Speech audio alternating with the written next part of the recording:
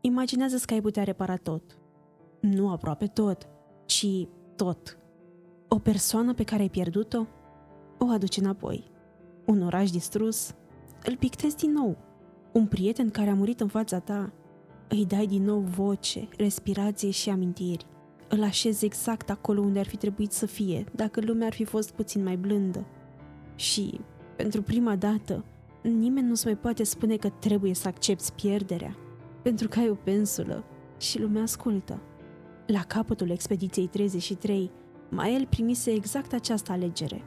Într-o parte era Lumière, Gustave, Lyon, Ciel, Monaco, Esquet, toți cei pentru care luptase, toți cei pe care îi pierduse, o lume întreagă care putea continua să existe.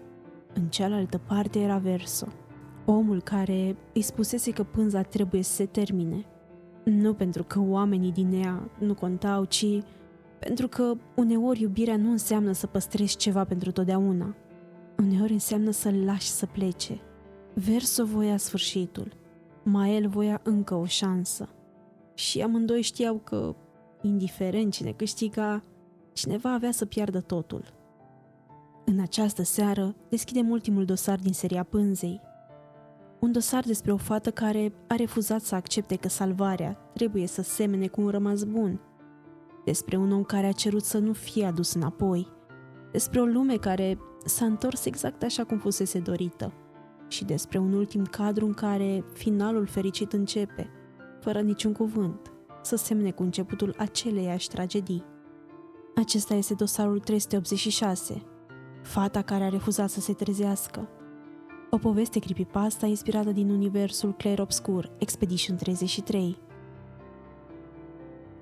Renoir fusese învins, Painterest dispăruse. Gomajul nu mai dicta cât timp îi rămânea unui om. După tot drumul parcurs, după toate expedițiile eșuate, după Gustave și după fiecare persoană pierdută, ar fi trebuit să existe în sfârșit liniște. Dar nu mai rămăsese niciun monstru asupra căruia să poată fi aruncată vina. Rămăseseră doar Mael și Verso și aceeași pânză privită în două moduri complet diferite. Pentru Mael, lumea din jur era casa ei. Acolo crescuse, acolo îl cunoscuse pe Gustave, acolo îi întâlnise pe Lyon, Ciel, Monaco și Esquet. Acolo râsese, suferise, devenise persoana care era acum. Faptul că acea lume fusese pictată nu făcea niciuna dintre amintirile ei mai puțin adevărate. Pentru Verso însă, pânza era altceva. Era o rană pe care familia lui o ținuse deschisă mult prea mult timp. Era locul în care Aline intrase pentru a refuza moartea fiului ei. Locul în care Renoir intrase pentru a-și recupera soția. Locul în care Alicia venise să-și salveze familia și devenise Mael. Și locul în care propria lui existență fusese prelungită mult după ce adevăratul Verso murise. Mael îl privea. Dacă distrugi pânza, dispar toți. Verso nu a încercat să o contrazică. Știu. Lyon, Știu. Ciel, Monaco, Esquet, toți oamenii din Lumière. Verso și-a coborât privirea. Știu. Poate acesta este motivul pentru care alegerea lor doare atât de tare. Verso nu credea că viețile lor nu contează. Știa exact ce urma să piardă, doar că pentru el exista ceva mai rău decât pierderea. Să condamni pe cineva să continue doar pentru că tu nu ești pregătit să-i spui adio. Îi pot salva, a spus Mael. Verso a privit-o. Și după aceea? Mael nu a răspuns. Cât timp îi vei salva? Niciun răspuns. 1 an? 10? 100? Mael și-a ridicat arma. Cât va fi nevoie? Verso a înțeles atunci că nu mai exista nimic de spus. Și și-a ridicat și la arma. Ultima luptă a expediției 33 nu avea să fie împotriva Painterest, nici împotriva lui Renoir, ci între doi oameni care încercau să salveze locuri diferite. Mael a câștigat. Nu a existat triumf, nu au existat aplauze, nu a existat sentimentul acela simplu că dușmanul fusese învins și lumea putea merge mai departe. Verso a căzut, iar corpul lui a început să se desprindă în croma. Pentru o clipă, Mael nu s-a mișcat. Îl mai văzuse pe Gustav dispărând. Văzuse Lumière golindu-se. Văzuse prea mulți oameni plecând fără să-i poată opri. Acum însă putea. Puterea era în mâinile ei. Verso se destrăma în fața ei. Iar pentru prima dată Mael nu mai trebuia să accepte ceea ce vedea. Putea spune nu. Verso a observat, știa ce urma să facă înainte ca ea să ridice mâna. Și a cerut să nu o facă. Nu cu un discurs, nu cu o amenințare, doar o rugăminte, să nu îl picteze din nou. Poate pentru Mael acel moment a fost doar încă o pierdere pe care refuza să o accepte. Dar pentru Verso era ultima lui șansă de a primi sfârșitul pe care îl ceruse de la început. Mael l-a privit dispărând și a ales. Croma s-a întors, forma lui a reapărut, trupul s-a recompus din lumină și culoare. Verso fusese adus înapoi. Nu pentru că se răzgândise, nu pentru că îi ceruse asta, ci pentru că Mael nu putea suporta încă un loc gol. În jurul lor, pânza a răspuns imediat, ca și cum așteptase această decizie. Culoarea a început să se întoarcă, lumina s-a răspândit peste tot ceea ce fusese distrus. Și pentru câteva momente, totul a părut mai puțin ca o condamnare și mai mult ca un miracol. Lumea a revenit, dar nu ca o ruină, nu ca o amintire, ci întreagă. Străzile, clădirile, ferestrele, lumina, oamenii. Și printre ei erau chipuri care nu ar fi trebuit să mai existe. Gustav, Liun, Ciel, prietenii pierduți pe drum, oamenii luați de gomaj. Pentru câteva minute, nu ni se cere să ne temem de ceea ce vedem, ci din contră. Ne lasă să vrem ca Mael să fie avut dreptate. După atâtea ore în care fiecare victorie luase ceva de la ei, acum pierderile erau întoarse, golurile erau umplute, oamenii pe care îi plânseseră erau din nou acolo. Mael obținuse exact ceea ce promisese. Salvase pânza. Și dacă povestea s-ar fi terminat aici, alegerea ei ar fi fost foarte ușor de numit finalul fericit. Dar povestea nu se termină aici.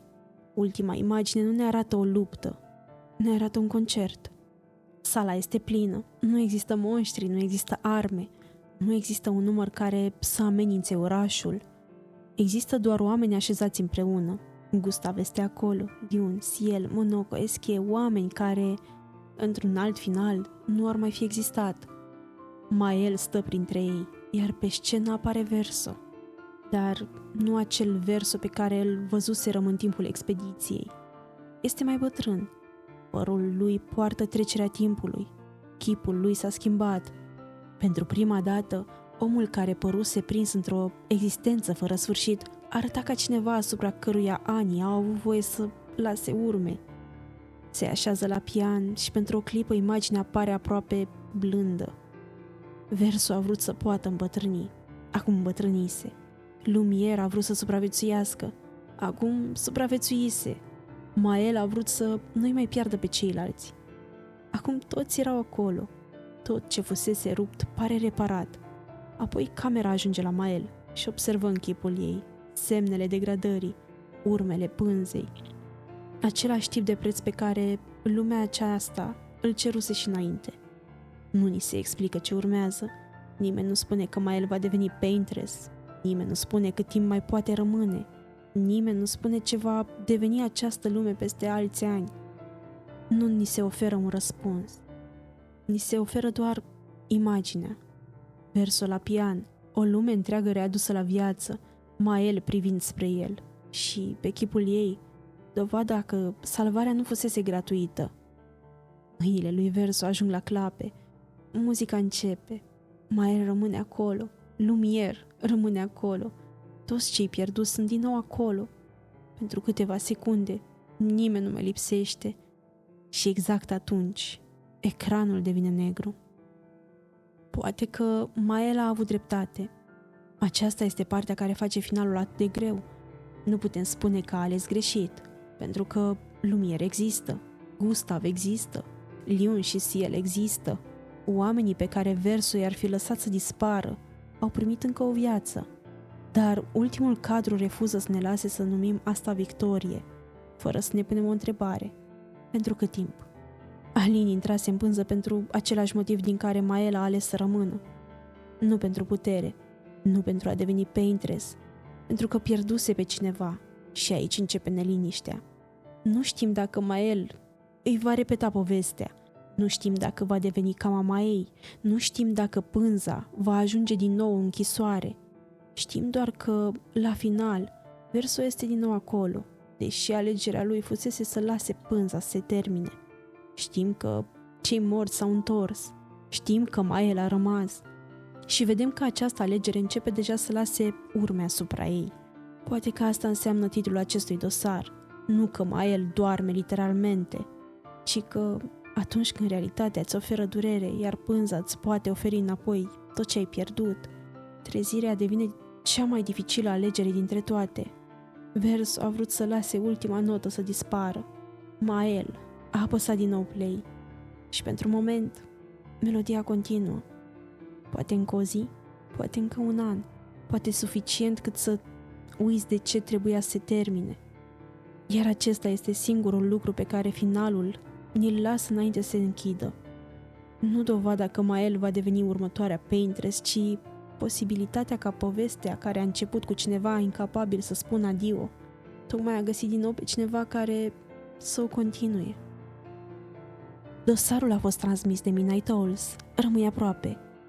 Următorul mister ar putea fi chiar în spatele ușii tale. Expediția 33 și-a încheiat drumul. Într-un final, Verso lasă pânza să dispară și o lume întreagă se stinge. În celălalt final, Mael o salvează și îi aduce înapoi pe cei pierduți. Un final acceptă moartea și pierde o lume. Celălalt refuză moartea și păstrează una. Niciunul nu ne spune ce alegere ar trebui să facem, dar ne obligă să privim prețul fiecăruia. Claire, obscur. 2 finaluri. Aceeași rană. Și o singură întrebare rămasă pentru tine. Dacă ai putea aduce înapoi fiecare persoană pe care ai pierdut-o, ai mai avea puterea să te trezești? Lasă răspunsul în comentarii.